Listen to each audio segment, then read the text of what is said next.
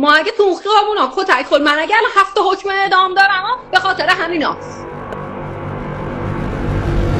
ما اگه تو خیابونا کتک خورد، من اگه 7 حکم اعدام دارم به خاطر همیناست. داشتن کنار. خدا منم تو خیابون بودم، منم آسیب دیدم. 500 صفحه من اینجا برگه دادم.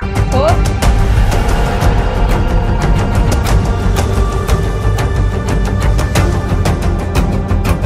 ولی نیومدم گوفاندمی بذارم، نیومدم از انگشت شکسته و سر شکسته و دندون شکسته. عزیزم تازم میذاشتی نوش جونت حلاله. دندونمو 5 سال پیش کامپوزیت کردم و به طبع کامپوزیت دور تا دور همش شکسته.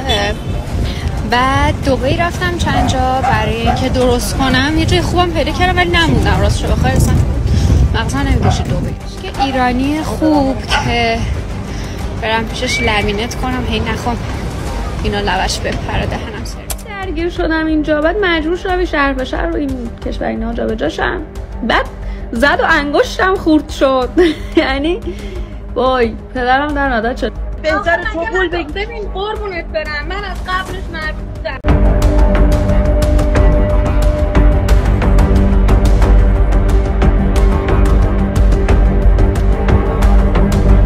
نیازی نبود بخوام اینا رو بذارم که 4 نفر بشناسنم. این پست قبلی ویوش کم بوده و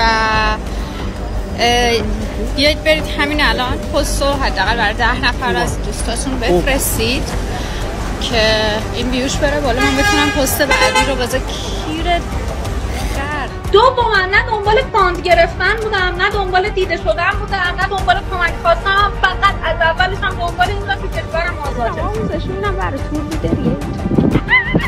بعد بعد شما میای بعد خودم تو بریم با هم خراب بازی. امو یه لحظه برو من یه فیلم بگیرم. برو بگیر. خب میگم 500 صفحه من مدارک تحویل دادگاه آمریکا دادم. قاضی من جلوی پای من بلند شد. قاضی آمریکا جلو پای من بلند شد به من رأی داد.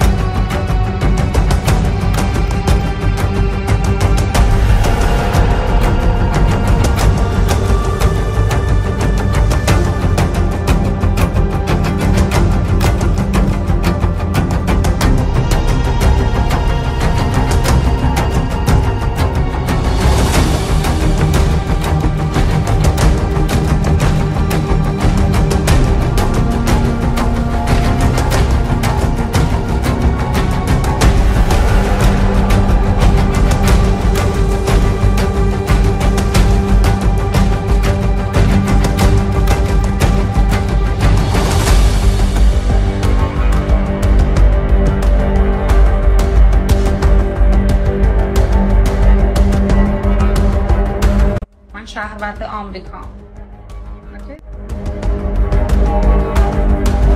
اولا که یه تشکری ازتون بکنم که از اون سامانه عکس گرفتید و پخش کردید، چون همین یه مدرک شد برا من اینجا برای دادگاهام این مدرک رو نداشتم.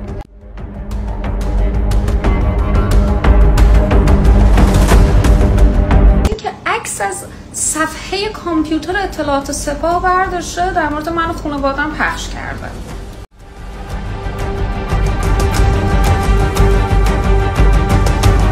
که از اون سامانه عکس گرفتید و پخش کردید. من سال 92 سر فحش ناموسی 18,500,000 دیگه دادم. جای من آدمی بودم که سر فحش ناموسی مثلا طرف حرفی میزد چاقوی چیزی میکنم تو گردنش، اینجوری من وحشی بودم. ولی الان به جای مثلا یارو تو چشام نگاه میکنه فحش میده اینجوری مثلا نگاش میکنم میخندم. دوباره که مامان بزرگم همیشه میگه خرم میگوزه کونشو که پاره نمیکنه. الان 1,300,000 دیگه بده به اوپه دست سگ. این زور نیست خدایی. عمل ریخته شقیقه انجام دادم. چه بخیه ها یه خط خیلی نازک قرمز، اونم طی چند روز آینده میره. من چند ماه اخیر رو همش در حال مهاجرت کردن از این کشور به اون کشورم. میخواستم کون برزیلی از نزدیک ببینم. خوشحال میشم وقتی میرم بیرون برام شیک میزنم. برزیل مهاجرت نکردم، من اومدم برزیل، یعنی رفتم برزیل برای اینکه بتونم برم جای دیگه و الانم اومدم جای دیگه. توی برزیل شما انواع دراگ مواد مخدره، خب انواع مشروب و گوشت درجه 1، یعنی اینا که گفتم همش درجه 1 خیلی خوب با قیمت چوس مسقال میتونید پیدا کنید. برای کار میرن برزیل؟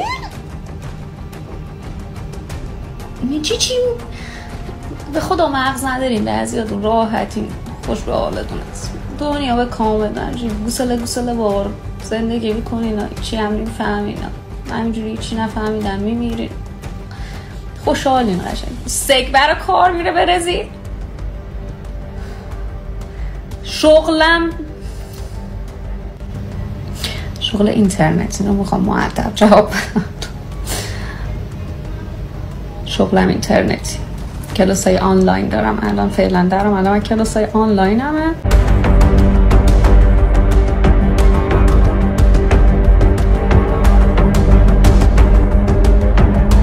من سال 92 سر فحش ناموسی 18,500,000 دیه دادم. به خدا کونی که شما پسرا دارید آرزوی خیلی اما دختر است.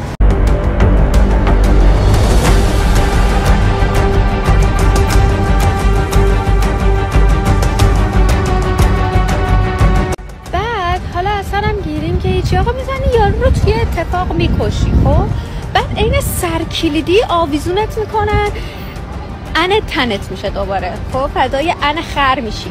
خب مگه مریض یه ذره کنترل کن اعصابتو. ببین جدی دارم میگم، اگه تا حالا میگن یا رو جا صفر نشاشیده میخوری به پست یکی مثل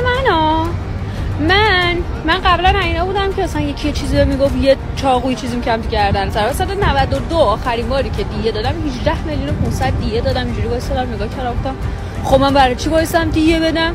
از اون بعد داستان کاملا چرخوندم، یعنی من منتظرم یکی بهم بگه بالا چه شد ابروه برم دستش به من. بعد همیشه هم دوربین گوشیم روشنه که فیلم بگیرم که برای قاضی مستند باشه این منو زده، دستش به من بخوره دیگه ازش بگیرم. نکنید، به اعصابتون مسلط باشید. میگم میخورید به پست یکی مثل من، بعد اتفاقات خوبی براتون نمیفته. خب من خیلی آدم بنده‌ایم. طرف میره دکتر میگه آقای دکتر ورودی عقبم درد میکنه. دکتر بهش میگه تو تا وقتی به اونجا میگی ورودی همین درد همراهته.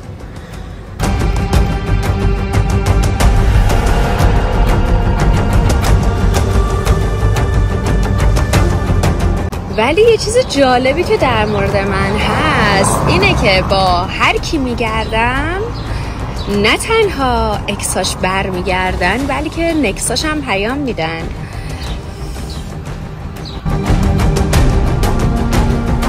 خلاصه که مووان کن هانی، مووان کن، اوکی؟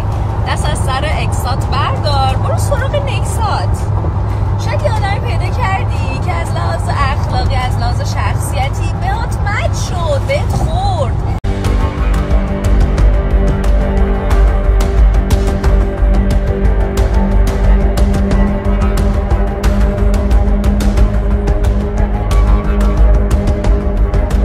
من آدمی بودم که سر فحش ناموسینا مثلا طرف حرفی میزد چاقوی چیزی میکنم تو گردنش، اینجوری من وحشی بودم. ولی الان به جای مثلا یارو تو چشام نگاه کنه فحش میده اینجوری نگاش کنه میخنده.